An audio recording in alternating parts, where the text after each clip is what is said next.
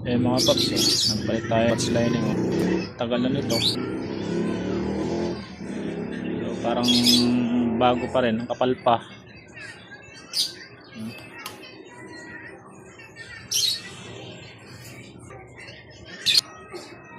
So mga gusto magpalit dyan, pwede pa to. Palitan tayo ng 5.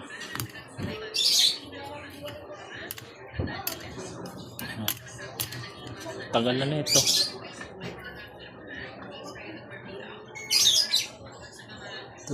Number 25. Tsaka nang palitan tayo ng lat spring.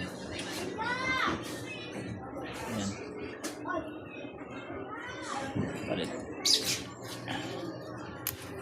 Original po ang pinapalit natin pang Suzuki Rider. So ayan, yun lang mga paps. At ayan, pinagtagyan natin. Kanya 1,750, diba? So yun lamang. Tapos lang natin. Ayan na. Okay na.